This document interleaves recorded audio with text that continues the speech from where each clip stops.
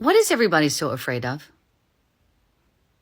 What are white people so afraid of? You know, we can't teach Black history. We can't teach Native American history because people are so afraid of what? If you let blacks get control, everything would change. With some people, there was no idea that there would be any fairness or any democracy or anything, that there would be a decent, well-run city government, county government. If this happens, we're lost. And it was just a terrible fear, a sense of being powerless. If everybody that was willing to go to a certain step would move at once, then it would be accomplished. But we were all scattered out there. Nobody knew who else was willing to do what or make what changes. Leadership in the churches was, a lot of it was really people who knew what the right thing to do was, but were terrified of taking any stand that would upset the congregation.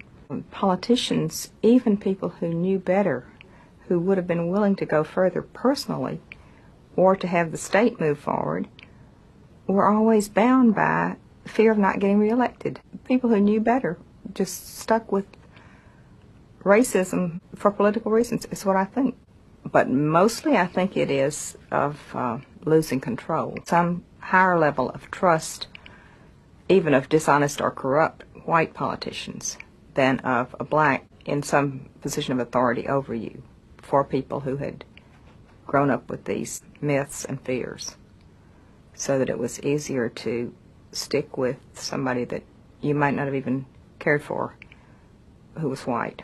What we are witnessing right now is the true guttural fear from white nationalists and the traditional familial Christians, true fear of going extinct.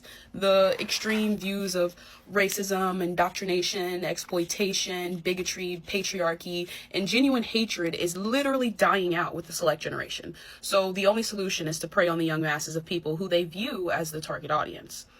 But people are not responding how they expected us to. I'm a behavioral therapist, and while I normally work in homes or schools or centers with children diagnosed with autism, I want to share some terms that we use within that community and how the behaviors of the regimes might align.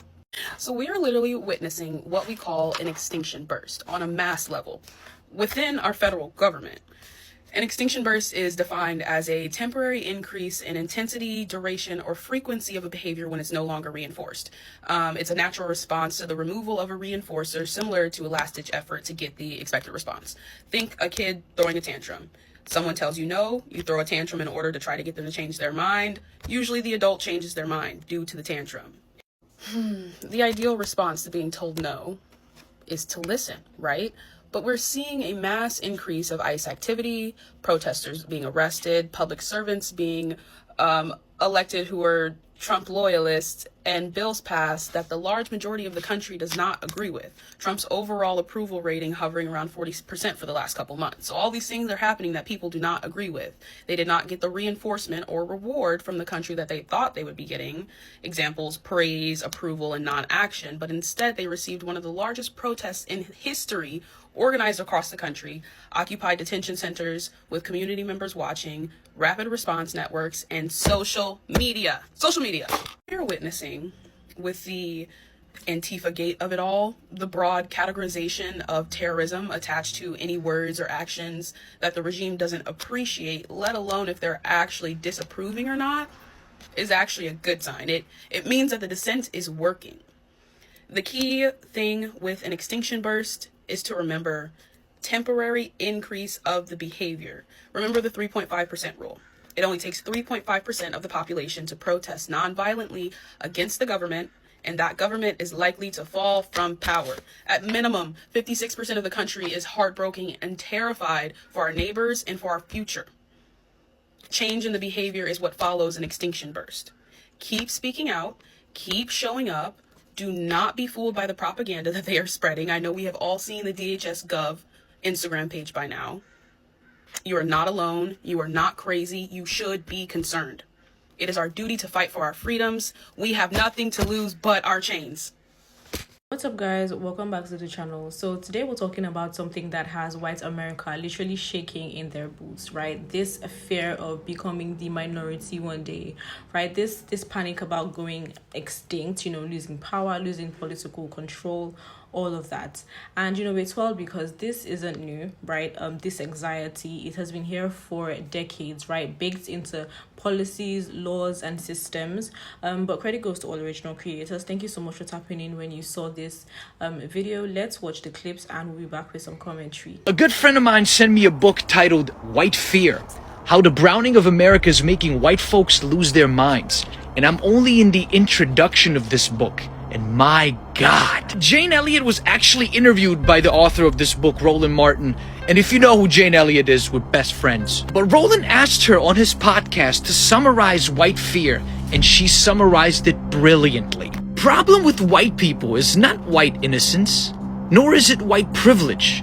The problem is white ignorance. And until we get educated to the fact that we are not superior just because we have lack of melanin in our skin, that's how long we will have this problem. No one is responsible for the past. We're all responsible for the present and the future that we're creating for ourselves and our children. Recognizing white fear isn't just about pointing out overt symbols of hooded Klan members and burning crosses. It's about calling out voter suppression laws, gerrymandering, redlining, predatory loans, underfunded school systems, gentrifications, police brutality, and any other practices that prevent people of color from taking equal part in the, quote, American dream, which doesn't exist, by the way. I'm only in the introduction of this book, and I recommend it to everybody. This is not a sponsored video. This is just true American history.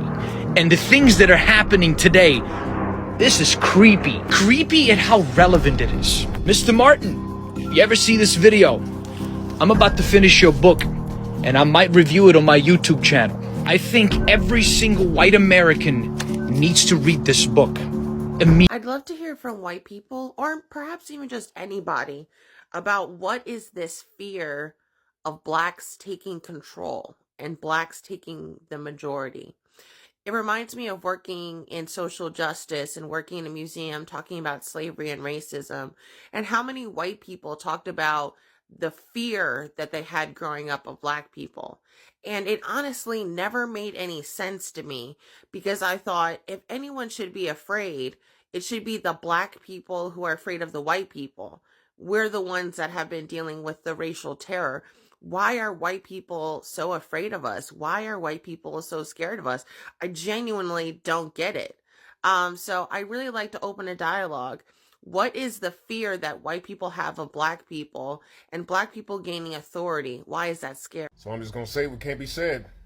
MAGA is quietly being fueled by the declining white birth rate. The population shift is upon us, and the right wing is profiteering by lying and fear-mongering about its causes. This is low-key the most important video I've made to this date, and if you don't stay to the end, you're going to miss out on something valuable. But yeah, the 2020 U.S. Census Bureau assessment says that non-Hispanic whites are due to be a minority in this country by the year 2045. That's a mere 21 years away. A healthy replacement birth rate is 2.1 children per woman.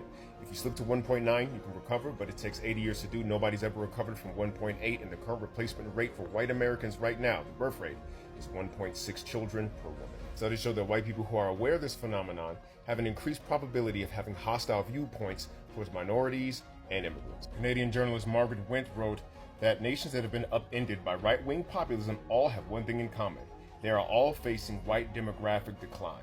That's probably why in 2022, the Conservative Political Action Conference, or CPAC, held their conference not in America, but in Hungary.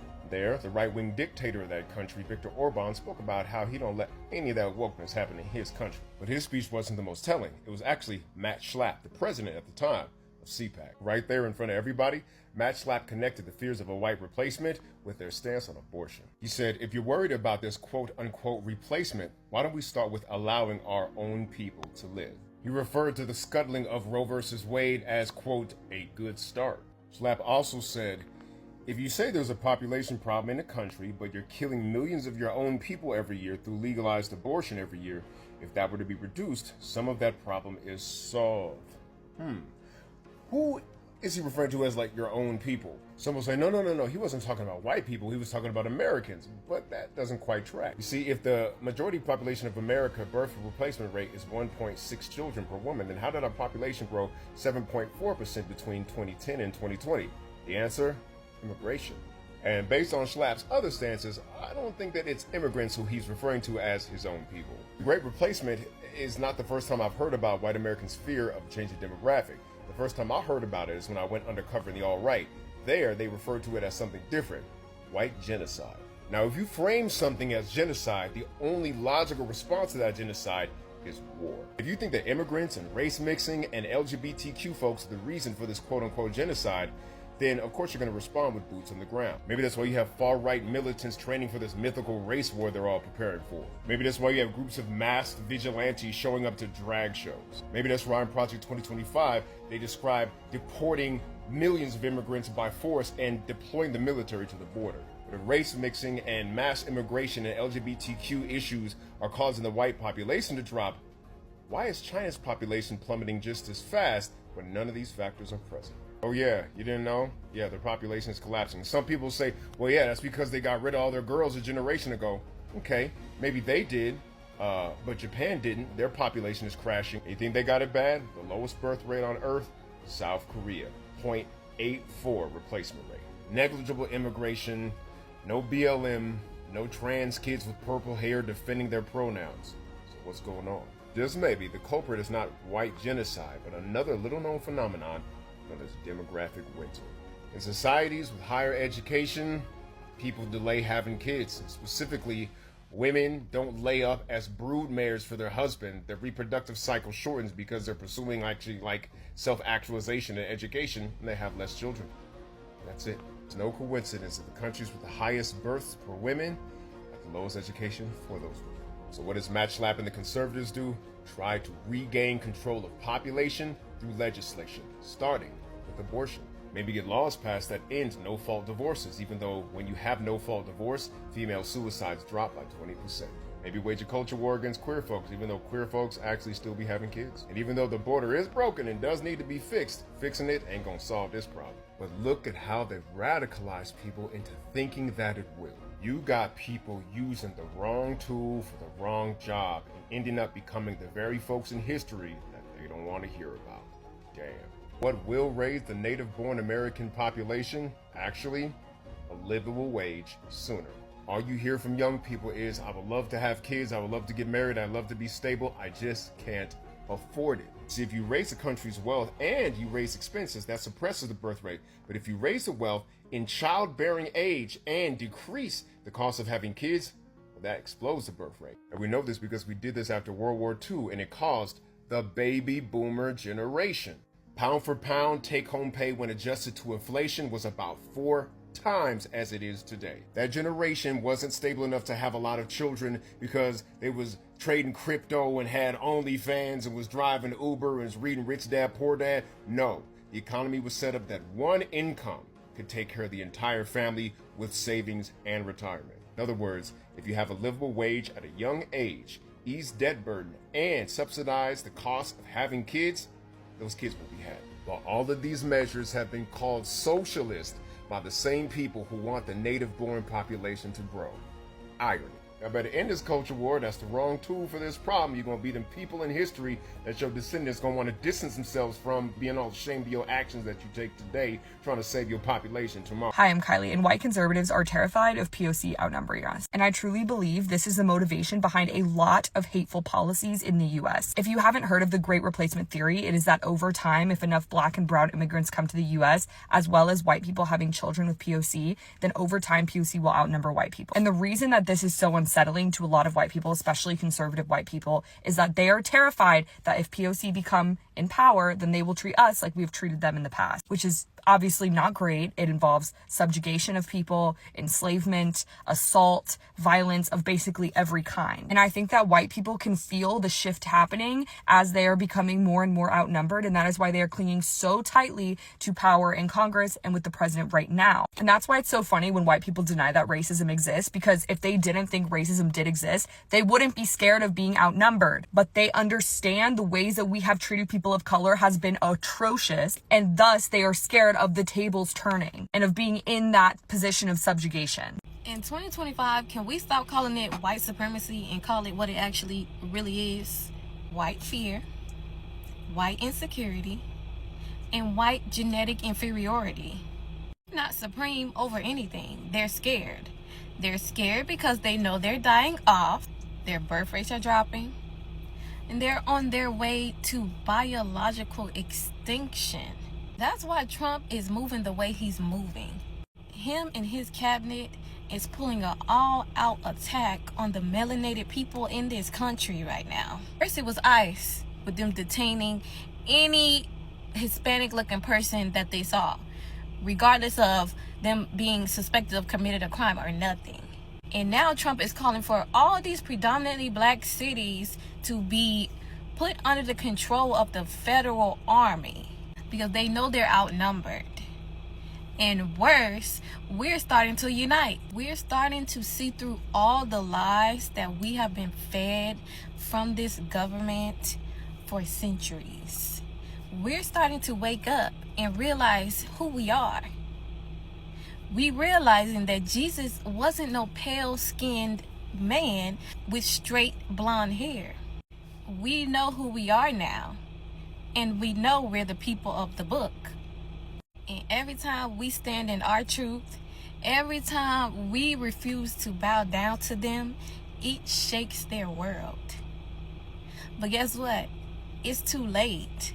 The awakening is already happening, and it's not stopping for nobody. So yeah, this fear that white people have about becoming a minority one day, it isn't random, right? It's rooted in the same systems that they built to keep everyone else underneath them, for generations. White politicians, even the ones who knew better, they leaned into racism as a political strategy because keeping black people oppressed meant keeping white power solid, right? And now that demographic change is happening faster than they expected. That fear is turning into panic, and suddenly diversity feels like a threat to them, not because they think black people would be cruel, but because deep down they know exactly what they did when they had that unchecked power. And the irony is that black people never wanted revenge, they only just wanted equality. But for people who built their identity around dominance, equality feels like punishment, right? But let me know what you guys think in the comments. Credit goes to all original creators. Thank you so much for watching. Please don't forget to like, share, and subscribe for more more information that you don't get to see on the news. And as usual, I'll see you on my next one.